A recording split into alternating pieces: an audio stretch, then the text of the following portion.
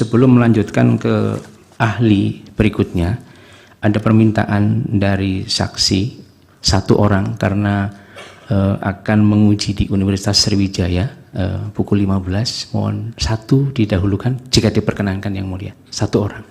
Gimana? Silahkan. Iya, terima kasih yang mulia. Saudara Arif Patramwijaya minta izin di.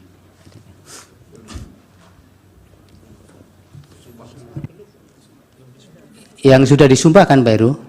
Yang belum, yang mulia. Belum ya? Oke, ya, mohon sumpah izin dulu. di.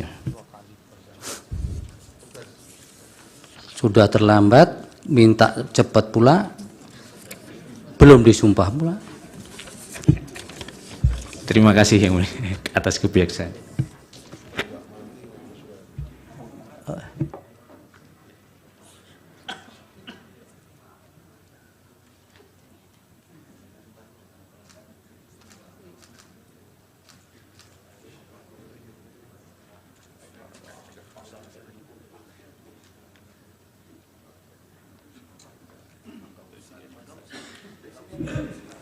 Pak Arif, agama Islam ya? Pak Trajen ya panggilannya. Formalnya kok Arif Patramwijaya. Oh iya, gimana ini? Lawyer senior kok identitasnya beda-beda. Baik, supaya untuk memenuhi ketentuan peraturan undang-undangan dimohon untuk mengucapkan sumpah dulu. Akan dipandu yang mulia Bapak Ridwan Mansur untuk saksi. Baik yang mulia, terima kasih. Bapak Dr. Arif Patramwijaya SHLLM, ya. Ikuti lapas sumpah lapas sumpah saksi yang akan saya tuntunkan menurut agama Islam. Bismillahirrahmanirrahim. Demi Allah, saya bersumpah sebagai saksi akan memberikan keterangan yang sebenarnya tidak lain dari yang sebenarnya. Terima kasih yang mulia Ketua. Terima kasih yang mulia. Silakan di podium Pak Patra. Ini mau menjelaskan berkaitan dengan kesalahan KPU dalam penetapan pasangan calon. Izin yang mulia, saya ambil. Berikutnya siapa nanti Pak Heru setelah ini? Setelah ini lanjut ahli lagi. Ahli siapa? Iya, Fit Andrison PhD yang mulia. Fit Andrison. Ya, waktunya 15 menit Pak. Termasuk untuk tanya jawab Pak. Baik, langsung yang mulia. Langsung. Bismillahirrahmanirrahim. Assalamualaikum warahmatullahi wabarakatuh. Yang mulia Hakim Konstitusi, para pemohon, kuasa pemohon, dan semua yang hadir di sini. Nama saya Arif Patramwijaya. Saya diminta untuk menjadi saksi dalam kapasitas saya selaku Koordinator Tim Pembela Demokrasi Indonesia Jilid 2 atau disingkat TPDI Jilid 2. TPDI ini mendapat kuasa dari 3 orang aktivis yang konsisten punya mimpi negara demokrasi yang berkeadilan. Petrus Haryanto, mantan aktivis Sekjen PRD 96 yang dipenjara karena memperjuangkan demokrasi. Azwar Furgutyama, juru bicara Forum Kota.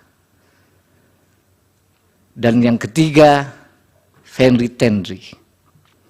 Oleh karenanya, pada waktu itu TPDI dan saya sendiri ya, bersedia untuk memberikan bantuan hukum secara pro bono untuk mengadukan pelanggaran kode etik yang dilakukan oleh KPU.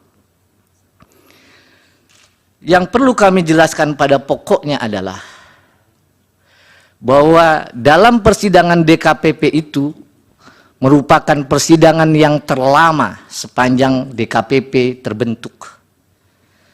kami mendaftarkan bulan November, dibuka persidangan 4 kali, baru diputus Februari 2024.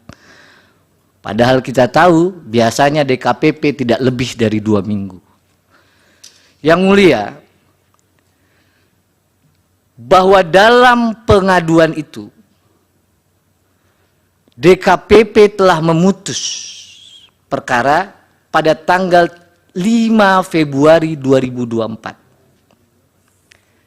Sebelum saya sampaikan fakta persidangan dan putusannya, izinkan kami menyampaikan satu kutipan dalam kesimpulan TPDI Jilid 2. Without ethic, man has no future. This is to say, mankind without them cannot be itself. Ethics determine choices and action and suggest difficult priorities. Tanpa etika, manusia tidak mempunyai masa depan. Artinya, tanpa etika, manusia tidak bisa menjadi dirinya sendiri. Etika menentukan pilihan dan tindakan serta menyarankan prioritas yang sulit. Oleh karenanya, pada pengaduan ini telah dibuktikan sejumlah fakta-fakta persidangan, yang pada intinya DKPP memutus KPU telah melanggar pasal 11 huruf A dan huruf C, pasal 15 huruf C, dan pasal 19 huruf A Peraturan Dewan Kehormatan Penyelenggara Pemilu sehubungan dengan pendaftaran dan pencalonan Saudara Gibran Rakabuming Raka sebagai calon wakil presiden dalam pemilu tahun 2024. Betul forumnya pada waktu itu adalah memeriksa etika. Namun isi pasalnya, saya bacakan pasal 11, KPU tidak melakukan tindakan yang secara tegas diperintahkan oleh undang-undang. Itu inti pelanggaran di pasal 11. KPU tidak melakukan tindakan yang mentaati prosedur yang telah ditetapkan dalam peraturan perundang-undangan. Itu adalah isi pasal 11 huruf A dan huruf C. DKPP juga memutus KPU melanggar pasal 15 huruf C yang menyatakan bahwa semestinya KPU dalam melaksanakan tugas dan jabatannya harus didasarkan dalam Undang-Undang Dasar Negara Republik Indonesia, undang-undang dan peraturan yang khusus menyelenggarakan pemilu. Inilah yang dilanggar oleh KPU. Lalu yang terakhir, pasal 19 huruf A yang menyatakan semestinya KPU menjunjung tinggi Pancasila, Undang-Undang Dasar Negara Republik Indonesia, dan peraturan perundang-undangan. Oleh karenanya yang mulia, DKPP pada tanggal 3 November 2023 memutus mengabulkan pengaduan para pengadu untuk sebagian. Yang kedua, menjatuhkan sanksi peringatan keras terakhir ketiga maksudnya. Dalam perkara 135, 136, 137, 141 kepada Saudara Hasyim Asyari selaku teradu 1 pada waktu itu. Yang ketiga, menjatuhkan sanksi peringatan keras kepada semua anggota KPU. Terakhir yang mulia saya sampaikan, kalau saja KPU dalam persidangan itu ahli menyampaikan yang diajukan di bawah sumpah, kalau saja KPU tidak melanggar pasal-pasal yang disebut tadi, pasal 15 huruf C, pasal 19 huruf A, maka tentu saja Saudara Gibran Rakabuming Raka tidak akan lolos dalam verifikasi dan ditetapkan sebagai calon wakil presiden dalam pemilu tahun 2004. Pak Petra, itu sudah pendapat yang terakhir itu. Yang terakhir mohon dikesampingkan, saya tutup dengan perkataan terima kasih atas kesempatan yang diberikan yang mulia. Mudah-mudahan apa yang kami sampaikan sebagai saksi dapat bermanfaat. Wassalamualaikum warahmatullahi wabarakatuh. Waalaikumsalam. Bapak tetap di situ. Barangkali ada pertanyaan dari Baik yang para mulia. pihak. Dari kuasa hukum, silakan. Ada yang mulia. Terima kasih yang mulia. Saksi, tadi saksi telah menjelaskan dan mengutip berbagai macam peraturan ya, pasal-pasal yang disebutkan itu secara norma.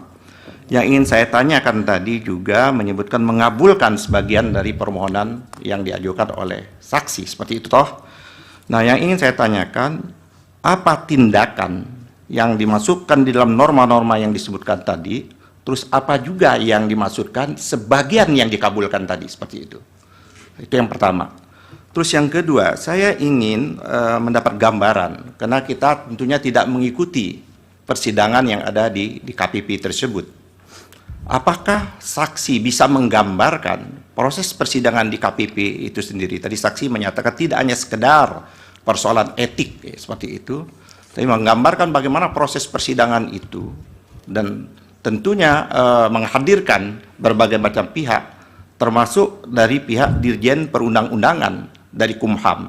Apa pandangan dan pendapat Dirjen? Jangan pendapat, Pak. Nggak bisa. Ini Bukan, ahli, saksi soal. pendapat pada waktu disampaikan di persidangan itu. Setahu saksi ya. Ya, yang saya Silakan.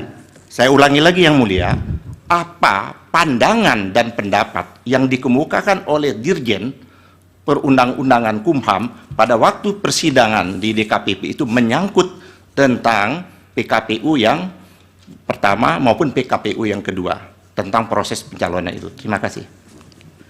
Dari termohon? Ada Masih dari satu pertanyaan saja. Silakan.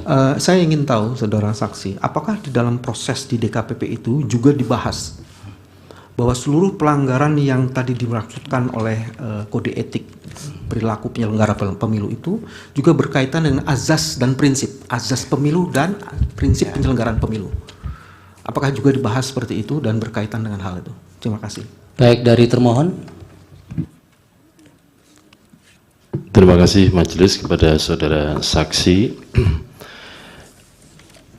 Berdasarkan perkara yang saudara saksi ikuti dan sampai kepada putusan DKPP, bertanya adalah apakah dalam putusan DKPP tersebut KPU dinyatakan tindakannya tetap sah dalam menetapkan Gibran atau tindakan KPU menetapkan Gibran dianggap tidak sah. Terima kasih.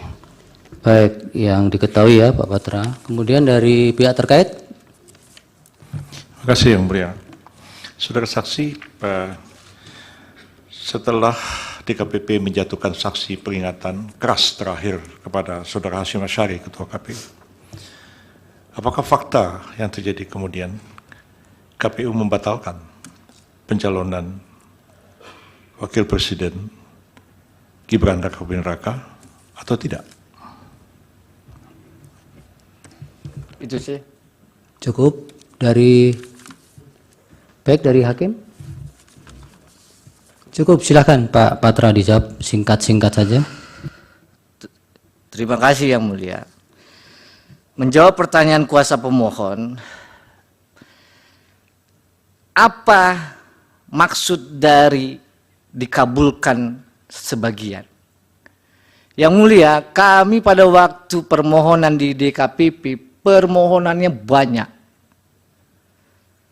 Antara lain, ya, minta dikoreksi produk dari KPU. Karena kami teringat itu pernah dilakukan oleh DKPP pada saat di bawah Prof. Jimli. Kami juga minta KPU anggotanya ini karena melanggar tadi diberhentikan secara permanen. Karena pada waktu DKPP dipimpin oleh Pak Muhammad itu juga dikabulkan. Nah, yang dikabulkan sebagian hanya dinyatakan bahwa KPU ini telah melanggar pasal yang disebutkan tadi dan diberi peringatan keras terakhir. Itu yang pertama. Yang kedua, proses persidangan DKPP memanggil Bawaslu DKPP memanggil juga Dirjen Peraturan Perundang-undangan. Pada saat persidangan, jelas Bawaslu menyampaikan dalam proses verifikasi, Bawaslu tidak dapat melakukan pengawasan. Kenapa? Karena sistem silonnya tidak dapat diakses. Begitu juga, waktu Dirjen DKPP dihadirkan, fakta persidangan bisa dibuka dalam putusan tanggal 5 tadi, disampaikan oleh Dirjen, ya, pernah KPU mengirimkan surat untuk perubahan peraturan KPU 7 hari setelah tanggal 16 Oktober. Saya ulang, 7 hari. Lalu oleh Dirjen PP dikembalikan yang mulia. Nggak bisa begini KPU. Masa langsung minta draftnya diubah dan disahkan? Harus konsultasi dulu kepada DPR. Maka dikembalikan nih sama Pak Hasim. Tolong dulu, ya, prosesnya konsultasi. Proses itu baru dijalankan setelah 7 hari, barulah ketemu tanggal 3 November, tanggal 3, ya, itu diterbitkan peraturan KPU nomor 23. Ya. Majelis mohon ini klarifikasi di peraturan mana yang diminta untuk diubah itu majelis. Tadi ada disebutkan oleh saksi peraturannya, ya, dimintaan KPU untuk diubah. Tahu tidak peraturan mana yang minta diubah? Ya, jadi yang mulia, pada waktu KPU ini menerima berkas, Bawaslu menyatakan dalam persidangan mereka menggunakan pedoman pengawasannya dengan menggunakan peraturan nomor 19. Itu yang dia gunakan. Begitu juga KPU. Jadi pada waktu itu, berdasarkan peraturan nomor 19 tahun 2023, syarat capres dan syarat cawapres itu harus paling rendah 40 tahun belum diganti. Ya, itu tidak ditanyakan tadi. Ya, itu tadi yang ditanyakan. Makanya KPU ya bilang bahwa tolong ini saya mau ubah yang mulia kepada Dirjen PP. Oleh Dirjen PP dikembaliin. Nggak bisa, harus konsultasi ke DPR, DPR dulu. Itu, ya. Iya, gitu. Oke, yang pertanyaan Pak Yani satu lagi. Yang kedua, ini terkait dengan asas, ya. Kalau dalam putusan kita baca, yang dilanggar oleh KPU ini tentu saja asas profesional dan asas menjamin ketidakpastian, Pak Bambang. Jadi KPU ini waktu bekerja tidak menjamin kepastian hukum, itu maksud asasnya. Ya, silakan kuasa pemohon mengecek peraturan. Ya, yang dari Pak Bambang, yang ada tidak pembahasan etik itu. Ya, KPU apakah ya menyatakan tidak sah ya di KPP, ya. Seperti saya sampaikan, di dalam putusannya hanya dikabulkan sebagian. Jadi DKPP tegas menyatakan bahwa Pak Hasyim Asyari dan anggotanya semua itu telah melanggar 3 pasal. Karena melanggar 3 pasal itu diberi teguran keras terakhir. Di luar itu nggak ada putusan DKPP. Makanya diajukan ke PT UN atau di sini mungkin.